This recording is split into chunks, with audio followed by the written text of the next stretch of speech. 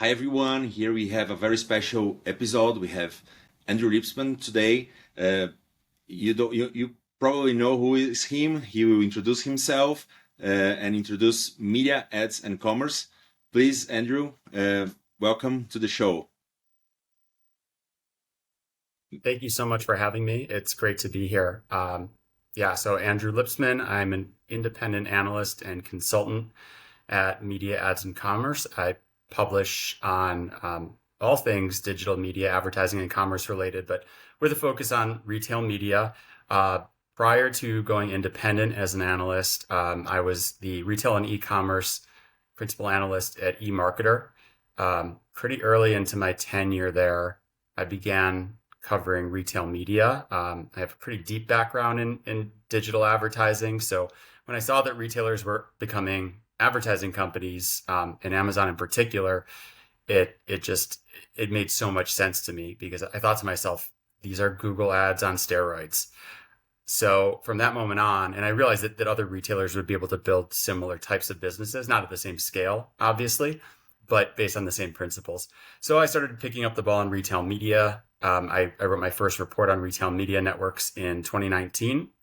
And then by the time I left eMarketer at the end of 2023, retail media coverage was probably 80% of what I was doing. Wow, and you are famous for what you have published about the third wave of media. So if you can tell us a little bit the backstage, I think it's going to be the first time in a podcast about the third wave graphic. So it would be very interesting to know the backstage and how you come up with this so important graphic. Sure. So I've spent my entire career doing marketing insights and being an analyst, and I know the power of a good chart. It can really tell a story. So while I was at eMarketer, I was there for about 5.5 or 6 years in total. But what some people may not know is I had a brief career detour to a company called Cooler Screens, which became famous for in-store advertising that consumers didn't necessarily like so well. So during my time there, though, I was running marketing. And one of the things that I needed to do was to be able to articulate the growth of retail media. This was in 2021. So it's still very early and it was not on the radar of most people in the space. And there was a lot of convincing that you had to do that this was going to be a big thing. And so I had so much conviction about it. I knew that retail media was going to be this mega digital advertising industry. And I knew that Amazon was also really big already and that people didn't realize that. So in my mind, I like to say I think in area charts. And so in my mind, I just had this area chart where you had the growth of search, which Google dominated. You had then layering on top of that, the growth of social with Facebook driving that, and then the growth of retail media with Amazon driving that. And so I had this image in my mind, and when I laid it, I had to do a lot of calculations. I actually called on my friends from eMarketer and say, can you get me all this data so that I can build out this chart that I need to build? And they sent it to me. I spent some time in Excel and I laid out the chart, and it was almost exactly as I had envisioned. Now, I will say in the early days of the chart, the third wave was not that big of a wave. It was still modest, but you could kind of see the direction of it. What's been interesting is with each successive year, it's grown so much more and so much more that now that third wave looks very similar to the first two waves. And did you had expectations that it's gonna be so important? Because every time I present anything about retail media and I bring this third wave graphics, I play a joke that I say, having this graphic is going to a retail media keynote or presentation and not seeing this graphic is just going to Taylor Swift show and not listening to Shake It Off. Yeah, it's interesting because it's been so foundational and it's been great to build a lot of my thought leadership off of it. I've also realized that there are so many more interesting insights to share and stories to tell that I actually challenge myself in most cases. Can I do a presentation without including that chart? Or I can't just show the same old chart. So I've now come up with different iterations of it that try and tell a new story within that chart, because you have to always be evolving what you're talking about, or it does get stale, right? There's some value to repetition, especially if you're bringing along people who are new to the space. So I always think about my audience first. But yeah, there's so much more to it, and so many sub-layers contained within that chart. This podcast is sponsored by Mega Media, specialist in boosting results with intelligence at the point of sale. If your company wants to turn retail into a profitable media channel with strategy, flawless execution, and measurable results, it's worth getting to know Mega Media. Experts in trade marketing and retail media, Mega Media also delivers solutions such as digital signage, in-store radio, and activations that truly drive sales at the point of purchase. Yeah, I saw on Shop Talk what you presented, like the layers of the players on the search, social, and retail media was real good. Andrew, you've been advocating a lot for in-store media for a while, and I would like to understand why you are so not passionate, but you believe on in-store so much, and how do you see the evolution of in-store since the retail media got the attention of retailers and brands? Yeah, well, it goes back to my original report on retail media networks in 2019. I was thinking about the space and understanding what made it powerful. And so in my mind at that time, I said, well, we've got on-site, right? We also have this great targeting data that can be used for off-site advertising. And I said, there's also physical stores, right? We're seeing a lot of digitization happening in other parts of the world. Like, isn't it obvious that we're going to see more digital screens enter the store? So it was just one of those things that hit me early on, had to happen and would be a thing. Fast forward 2 years from then, I mentioned I spent some time at Cooler Screens. I actually found in my coverage that there was this company based in Chicago, where I am, that was just starting to bubble up and doing digital advertising screens on cooler doors. I started talking to them, got offered the job to run marketing there because I had so much conviction about in-store retail media. Now, I also learned some interesting lessons along the way, which is that you have to reconcile the tension between advertising experience and customer experience, right? CX. There certainly was an issue with the cooler doors getting in between the customer and the product. That was a huge learning for me. I actually hadn't spent time in physical retail in my career up until that point. Most of my coverage had really been e-commerce focused. So that was a big learning to understand, okay, there's still room for digital screens in the store, but how you execute it really matters. So that's why I've also been a really strong advocate for not getting into the race to the bottom that we often see in digital advertising, but really emphasizing quality, making sure not only that it doesn't detract from customer experience, but that it actually elevates customer experience. And I think if executed properly, it absolutely can. Andrew, what you say is resonating with one of the questions that was sent before the show. I have asked a few people to send some questions, and one question that came from Ireland, from a guy named Colin Lewis, that you might know him. Who's that guy?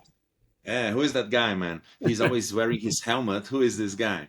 Wow. And Colin sent a question about, what is something you believed about retail media a few years ago that turned out not to be true? And I think you have explained a little bit why, but if you can take this question to elaborate more, if you.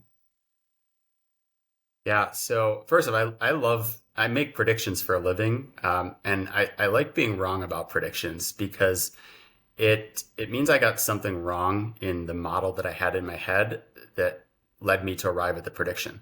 So by learning a new model to inform future predictions, it actually makes future predictions that much stronger. What I got wrong in that first report in 2019 was my conception of in-store. I was right that there would be digital screens, but what I said had to happen was that these screens would need to somehow interface with the person walking by it, probably through some near field communication technology from their mobile devices, be able to identify who that person is and deliver a relevant ad, a personalized ad to that person. I now see in-store completely differently. I don't think personalization is a good thing. I think it likely, some people will find it creepy. I think that it is potentially detracts from customer experience, and it's also not needed. I mean, there's just a lot of cases where personalized advertising just isn't needed. The value of in-store to me, first and foremost, is audience scale, right? There's huge audience scale with proximity to purchase. Think of it as a mass media channel first. Yes, it will drive performance too, and that measurability is great. It just doesn't need targeting to be effective. And I think that's much more likely to lead it down the wrong path. So I've changed my thinking completely there, a 180. Yeah, I'm glad I learned some of those lessons the hard way about CX that led me to, I think, a better place. Yeah, I agree with this. I totally agree, and also I've been listening other people talking about, hey, we don't ask also performance metrics for radio, TV, for mass media, and if we start seeing retailers as mass media, we should not ask performance media as we don't ask for other mass media. We're importing everything into this performance bucket. And as retail media moves up the funnel, it's really to its detriment, because oftentimes there's premium media, which means it's more expensive on a CPM basis, and it's harder to move the needle on direct sales because it's trying to do brand building first and foremost. So I see a lot of brands talk themselves out of whether it's CTV or in-store media for those reasons. And I just think it's missing the big picture here. The other interesting dynamic of in-store media here in the US, at least, is that a significant percentage of it, maybe 30% or more, comes from non-endemic advertisers. A lot of financial services companies and banks. Why are they spending on in-store media? It's because they want to be relevant to any sort of consumer transaction, but they see it as brand building first and foremost. They're buying the audience, and they don't need to see that proof of closed loop performance. And good that you mentioned finance banks, and we are seeing here also here in Brazil lots of finance fintechs and banks, and the largest banks in Brazil looking for this monetization revenue stream, and we are seeing that the finance media word becoming more coming up more often here in the conversations. And how do you see this? Do you think it's gonna? What do you think? What do you think about this? About other not only retailers? Two minds about the rise of a lot of commerce media plays. So financial media networks would be the biggest one. On the one hand, I think they are sitting on incredible first-party data. Initially, there's going to be privacy concerns about individuals' data. That's not how I look at it. It's all about being able to aggregate the data into audience segments, keep it privacy compliant, of course, and be able to target people. But they're seeing all other forms of discretionary spending, not just retail, right? What insurance people use, or whatever the case may be, where they travel to, what car they have, what, any number of different things about that household spending. So I think it's really valuable in that regard. The issue that I see is right now, they're a long way from having the talent and the teams needed to build really robust media networks. And these are also very large and very profitable businesses to begin with. So while a retail media network can be transformative to the bottom line of a retailer, it's much less likely to be transformative to a bank. So I would guess that a lot of them will lose interest in it after a while and walk away from these networks. There's a few players that I think have some interesting plays and more rationale, like PayPal Media Network is the one I think is probably most likely to be a key player in the financial space. But I just have a harder time thinking that will be the case with large banks. Yeah, I agree. And by the way, if I can add something on this topic, I think that airlines could be more interested on retail media or commerce media or airline media, whatever, because they don't have this, they have the thin margins, profit margins. So it might be interesting and they might get more attention on this, especially because in Brazil we have like many on the, I think chapter 11, or they're not doing very well with finance. So they need this revenue stream. So Yeah, good. I agree that it certainly can help airlines. They've got a captive audience, and here they're doing it already. In recent flights with United, I'm seeing a fair amount of ads. Um, my guidance to this segment of the industry is to think about partnering to get more scale. So, for example, United could partner with Uber or Lyft and Marriott, right? Because they're all reaching similar types of audiences. It all has to do with travel. So it actually brings scale to the advertisers in a way. And then maybe they can even do some interesting things like layering and product sampling, right? You get different snacks on planes, you get different personal care products in the hotel. So there's creative ways to, I think, maximize the opportunity. But yeah, so I definitely see some opportunity in these areas, but I just wonder how big it's going to be. Yeah, I think good that you mentioned about partnerships. I think it's gonna be. Uh, I think it's many retail media networks are popping, like many, like every day you listen for, here in Brazil is the same, retailers starting their retail media, but they will need to partner. And how do you see this challenge of scaling? Because there's fragmentation, you need to scale, you need to be relevant to talk with the media agency, to talk with advertisers. So how do you see this challenge?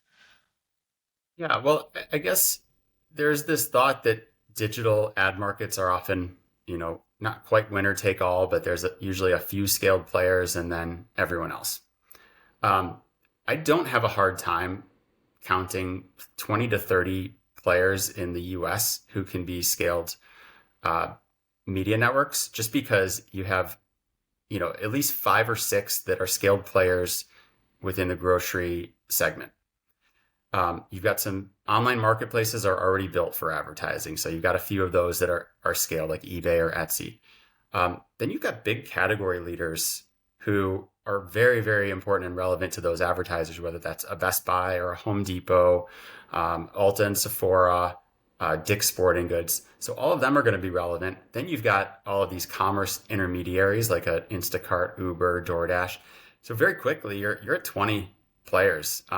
Now, the rest of the market, we've got 100 plus players now. It seems like the rest of the market does probably have to consolidate to some extent, and they have to be okay with becoming, we'll call it dumb inventory, right? They do have valuable inventory. It's high CPM inventory and the ability to reach people on site and in the store, but they have to accept that they're really going to be able to monetize by virtue of some sort of a network play. So regional grocers are the most obvious example. It's a massive market, but each individual regional grocer is going to have a hard time selling to more than a handful of brands directly. But if they have a network foundation that covers that huge segment of the market, I think brands can invest in that very easily. And I think it's, yeah, I agree, and I see that it's gonna be, they will have always on campaigns. Also, it's gonna be something that will keep. They don't need to like to sell every. They will have like always on campaign. Sometimes gonna be some launching products. I think it's. I agree. I agree with you. But I'm here to listen to you, not for me to talk. But I would love to see your perspective about one of the hottest topic. I believe the hottest topic in every industry, that is AI. So we are talking so much about the AI in the consumer habits. You just published an excellent article about this, and there is the. I would love to listen your perspective first, then I will get deeper in the topic about Sure. the AI in the So retail media. yeah, so I would say I have been self-described at times as an AI skeptic. All right. So let me lead with that.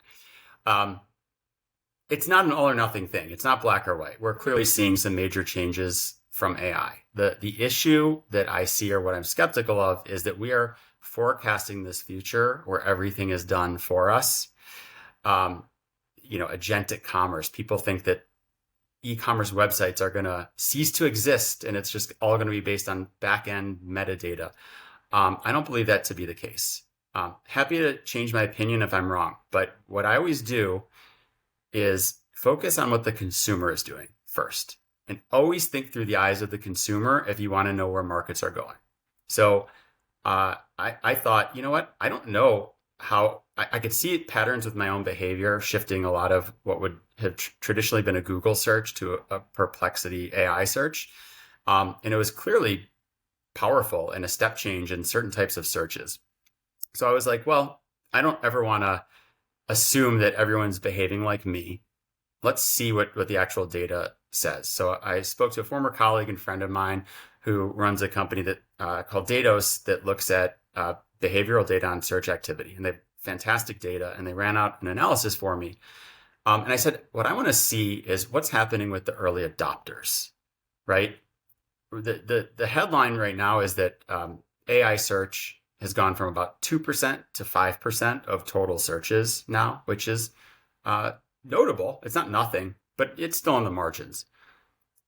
But what's it going to be going forward? And so they did a cohort analysis where they looked at people who about a year ago, I think it was April 2024, were already using AI search, and how did their share of search visits shift over time? And in 1 year, it went from 8% of searches for them to 39%.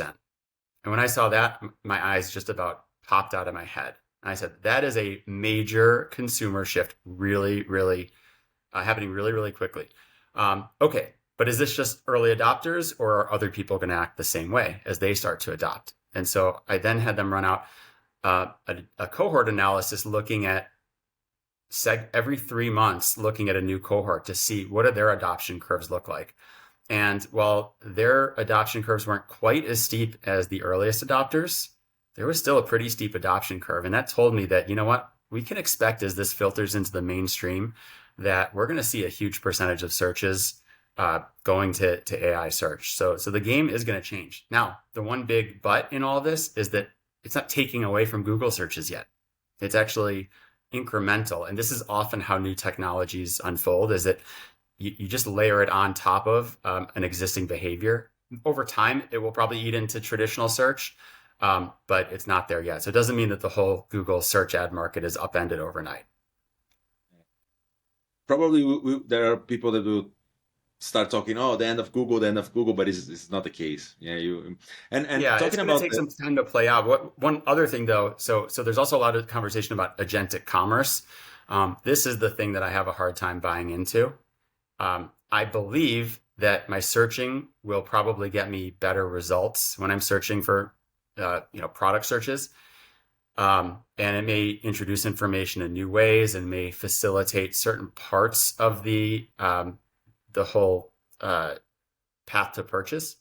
But this idea that I just type in a prompt and say, I need some sort of product for some occasion, and I just let the agent go off and search and then buy and do everything for me, and then I get whatever they decide to buy for me delivered to my home. Like, I don't see that happening. People don't part with their money easily. They like options. They like to feel confident in their purchase. They actually need to see what the other options are. So then if you start thinking about every phase of the path to purchase, there's almost a required intervention by the human on almost all of the steps. So then I'm like, well, is that agentic commerce at all? The whole idea is that it does everything for me. So I think it breaks down. You need every chain on the path to purchase to have agentic really provide that utility. And I just see potential for too many broken chains for it to ultimately be true. And what about the conversational, like not using so much search bar and going to conversational? What do you see are you more? Yeah, I think that's a behavior that will evolve over time. I think we do start to interface with search differently and get that feedback. Um, it's a different way to do it. There's natural language, and that's a benefit to some people. But I would also say the back and forth that happens as you try to narrow down to a product, to me, isn't necessarily better than going to an e-commerce site and providing filters on the type of product I want. I only want certain brands. I needed a certain size. I want certain colors. So I already have some of these functions, and I think some people will just prefer one over the other. I don't think I'm the sort of person I like the structured data much more than I like the natural language interface, but we'll see. Over time, I'll probably evolve. And let's talk about some global perspective. Like we talk so much about US. We especially here in Brazil, we like benchmark Amazon all the time and the American retailers, but the retail media penetration in China is the 2 times the penetration of US. Like they have 40%. And what you can learn from China, what you can see, if we can learn from China, and what they have there that makes them so special about this large penetration of retail media in the, especially in the, I mean the penetration in the wallet of the advertisers, the share of wallet of the advertisers. So what you Has advanced on a lot of things faster than other markets, but it's a very unique market in a lot of ways. And it's a market that can't be replicated. Again, it goes back to how consumer behavior evolves. You can't go back and recreate the sort of Cambrian moment that happened at the beginning of China's digital market. They had three things that converged at the same time, right? They didn't really have this desktop internet hitting the mass population. It was mobile. This all happened around 2010. Mobile, social, and e-commerce all started to evolve at that same moment. And so these things were very integrated from the outset, particularly within WeChat, the super app. I've always said everyone wants to become the next super app here in the US. It will never happen. It just won't happen because you can't recreate that moment. Social commerce is a huge part of that market. And then you also have different cultural dynamics where they really take into things like live streaming that have had a hard time getting off the ground here in the US. So I would say it's worth looking at the market to understand what can be, but you have to always understand what's different about your market and what's unique and what's realistic. We're seeing TikTok Shop take off, so there is a bit of an inflection happening here in the US on social commerce. So it's becoming notable. It's just not going to become what it is in China. Retail media, they built it in, pretty much from the beginning. So I think it was a smart act to follow in these other markets. And I think they deserve a lot of credit for the early formation of retail media. But in many ways, it's just light years more mature than we're seeing in other markets today. And are you following something about emerging markets like Brazil? What you're seeing, like what you're more focused on US, but if you've seen something interesting about. Yeah. Yeah. I mean, so I've always loved Latin America as a digital market. I've covered it for years. And I think what was so interesting to me when I was covering it early on is they were Latin America broadly, Brazil specifically, so far ahead of the curve in adoption of Google search and social. So really embracing new technologies in a pretty cool way. Also, there's just a market enthusiasm that I love. I was at Comscore for a long time in my career, and we acquired a company out of Latin America called Certifica, and they were just the best. They were just great, and it brought such an enthusiasm. So I've always enjoyed that about the markets. I love that there is a real strong leader in the space of Mercado Libre, having that big marketplace that everyone can look to. This local also, I think that's really important because certainly Amazon's also a big player in the market. There's a strong foundation there, and there's a lot of learnings, and they've both been at it for a while. And now we're seeing it filter into the next tier of players. And so there's already, I would say, a pretty vibrant market. And I think what excites me the most is it's just getting started in a lot of ways, right? I feel like up until this point, it's been kind of laying the foundation. But the growth is really going to happen over this next decade, and in some really interesting ways that hasn't happened. A lot more offsite activity. I think, well, there's in-store activity that in many ways is ahead of the US, but I think we're going to see a lot more innovation and a lot more proliferation of that. So its best days are very much ahead of it. So I'm excited to watch that happen. Have you been to Brazil before? I've never. I need to come to Brazil. I have been to Latin America only once before, and it was Peru only. Peru is nice, but let's Yes, make. We have discussed this let's previously, make it but happen. I need to go to Brazil. yeah, you will love it. And talking about um, so I have some questions from industry. For I have some questions from people from the industry. I have one from Daniela Habif. She's from the media team of Unilever here in Brazil, and she asked, "Is retail media part of media, trade, or e-commerce? How should companies treat it? Should treat it? Sorry, should treat it internally." Yes. So there's a version of this question that comes up. Actually, Kara Pratt, who ran Kroger Precision Marketing, a few years ago said retail media is media. And the point she was making at that time was that retailers up until that point had been treating it like retail. And she's saying, no, it's media. It has to act like media, it has to compete with media and for media dollars. I think the reality is, if you ask the question, is retail media retail or media? I would answer it's retail plus media. So what does that mean? In its best form, it integrates the best of both worlds. Oftentimes the merchant organization is seen as being in conflict with the advertising business. Again, this ads versus customer experience tension can arise. If done the right way, these things should work hand in hand to create mutual benefit. They have the same goal, which is to increase the receipts, right? You want to increase sales for brands. So they're actually very aligned. You just need to execute it in ways that makes it happen for both, and that both the merchant teams and media teams can feel confident about. So I'm a big believer that these things have to happen together.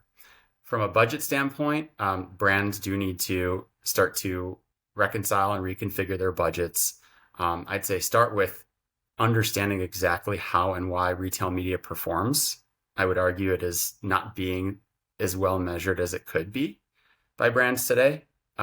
If they did really good incrementality testing, what they would find, especially with CPG brands, is retail media is the consistent overperformer in incrementality, and some of the more penetrated media, search and social, are less and less incremental.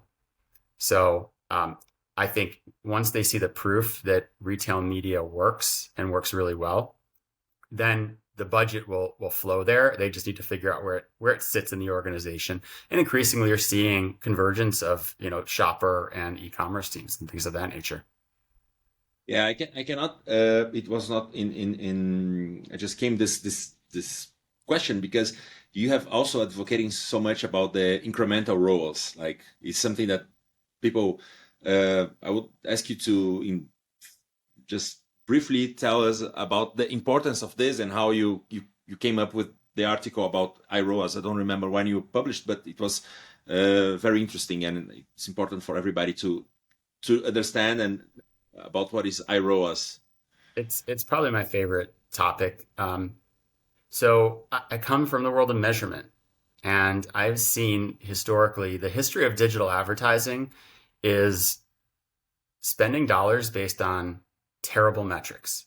Okay, it's digital advertising's original sin. We analyzed the effectiveness of display advertising campaigns based on click-through rates.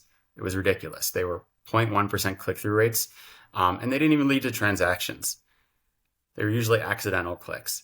So I think this is just another version of it. ROAS became a metric that only speaks to correlation, right? It just means that a transaction happened after an ad was received, but we have it backwards. We sort of assumed that the ad caused the sale, but what's really happened is the platforms who see the sale use the information from sales to basically put an ad in front of people who are the most likely to convert already. So that means a lot of retargeted ads on people who you know are in market for it.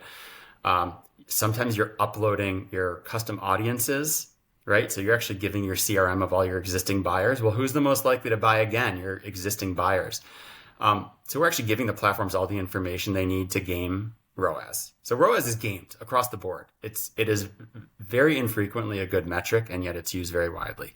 You need to get to some form of good incrementality measurement, iROAS. Everyone will debate over what the best methodology is or what the best version is. I will say use any credible version and it will take you in the right direction over where you're at today, which is that everybody is incentivized just to game ROAS. Yeah, I agree. I think it was one of my favorite articles, by the way, too. And is there any, going to the end of this, I would love to keep talking with you for the day, Andrew, but I want to be very respectful with your time. And is there anything interesting on the retail media industry that you've seen, something that you've seen popping that is taking your attention? It can be a business model, a technology, a company, anything that you see that. Yeah, there's so many things. I'll just call out one because this is a big area that I'll be getting more into, and that is video broadly.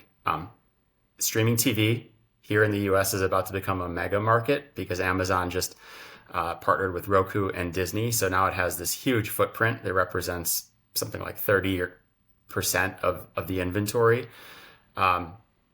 And we've never had performance TV really be a thing. So that's about to happen, and that's going to be interesting. But there's also in-store video, and there's also sponsored brand video, like the on-site video that I think is very, very undervalued today. So holistically, I think all of that's really important. But I also want to say that the trend that I think is really interesting, important, and probably relevant to the Latin American market is we're seeing a resurgence of the marketplace here. And to me, the marketplace is the single biggest driver of scale and monetization for retail media networks. Amazon obviously is a huge marketplace, and that's the biggest one by far. It wasn't until Walmart tweaked their platform and really built out their third-party marketplace and brought on more sellers that business took off, and it's been growing 25-30% year over year for several quarters now. Here in the US in the last year, Miracle has inked deals with Best Buy, Lowe's, and Ulta, 3 huge retailers, big key players obviously in their respective verticals. And I think it's so smart to be building out these marketplaces. So I think that's going to fuel a lot of growth across the industry. So it's something that can easily get overlooked because the marketplace is so foundational and has been around for so long. But there's still a lot of retail media networks that haven't yet taken full advantage of that opportunity. And I think it's going to be a huge engine for growth in the next few years. I have one. I think, I have a question from Ana Paula, but from iFood, but I think you have answered. Talking about the Brazil and the emerging markets.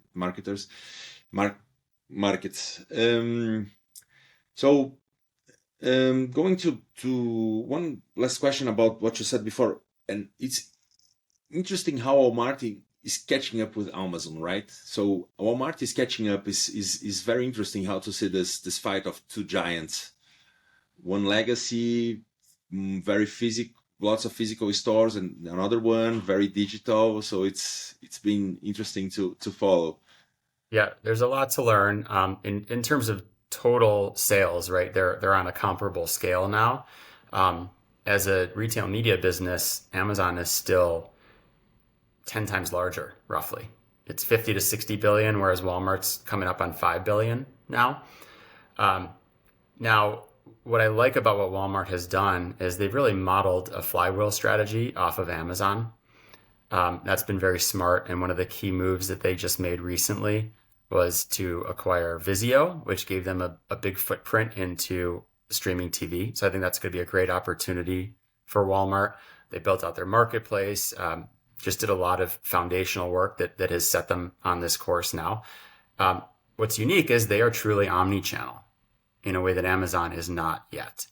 And their stores are a massive advantage. So I'm really waiting for Walmart to get more conviction about in-store media and make full use of that, because I think that's going to actually create this market in a much bigger way when a scaled player does that. And it also plays to their competitive advantage. So that's where I think it can start to, I'm not going to say catch up because they have a long way to catch up, but they can start to narrow that gap significantly if they really lean into in-store over the next few years. Yeah, you're right. It was like the language barrier here. Like I was saying, catch up is, yes, reduce that. This episode is brought to you by TopSort, #1 retail media infrastructure, omnichannel, AI powered. TopSort enables retailers and marketplaces to quickly launch, rapidly scale, and intelligently optimize ad business with AI-based retail media infrastructure. Watch the highlights and discover the future of retail media. If you want to check it out, TopSort Developer Day 2025. Watch the highlights and discover the future of retail media. Access topsort.com. When I think just coming back to the previous point that we were talking about in-store, I would like to ask you something very important about this in-store. Is the role of advertisers and agencies. Why they are not like paying attention to this? Like, why is it so hard to sell them in store? Because it's the same here in Brazil. Like even radio, we have like lots of radio, in-store radio. We have in-store screens, in-store many types of things, of formats, and it's hard. Why? What you're seeing in US that you can Yeah, there's a few things. I've actually spent the last 6 or 9 months digging into this exact issue because it baffles me, right? I start as a marketer, and I'm just like intuitively, if I'm a marketer and there's digital screens right near the point of purchase, like that's when I can influence somebody. I can raise awareness of my brand if I'm a new brand, or maybe win that sale or conquest from a competitor. So to me, it just makes too much sense. I think it starts with the organization themselves, that they are not organized to invest. And because the brands aren't organized that way, the agencies also aren't. That's why I think a player like Walmart needs to come in, because these organizations will have to reorganize around that opportunity. So I think that's one of the key levers that needs to happen. The second thing is that CMOs, the chief marketing officers, are historically creative folks from agency world, brand marketers. And so they think about upper funnel media, and they've always thought of in-store media as shopper marketing and the domain of sales teams and not marketing teams. They don't see it as a place for great creative. I think that's totally wrong. I think it's actually a great palette for new creative. So I think that CMOs just need to get kind of woken up to this. There's also an issue where CMOs don't really like retail media. They see it as e-commerce and it's not their domain, so they kind of push it off to the side. And they need to see that retail media is actually entering their worlds in a very big way, right? It's going to take over streaming TV in short order.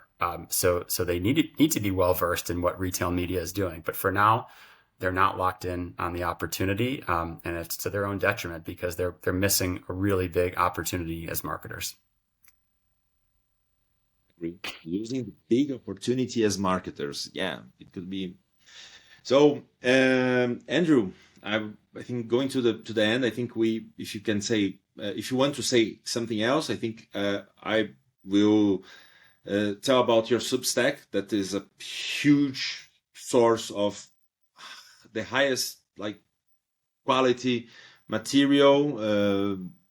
So if you can tell a little bit how to find you, your LinkedIn, whatever, where people can find you. Yeah. Follow me on LinkedIn. I post a fair amount of stuff, whether it's my articles or just observations of anything in the retail media industry. And then my Substack is where my primary publishing happens. Some of it is paywalled, some of it is outside of the paywall, and is at mediaadsandcommerce.substack.com. And I would say it should be required reading for folks who are in the retail media space. 100% agree. I will leave the link for people to click and follow you. I would like to thank you. I would like to tell that I'm extremely honored and happy to have you. Like, we have been chatting in events, and it was amazing to have you in the show. And I think you have add a lot of value to the Brazilian market. So thank you in the name of the Brazilian market. Thank you so much for sharing your thoughts, your knowledge. Thank you very much. I appreciate the opportunity, and I appreciate any future opportunity in Brazil. Let's make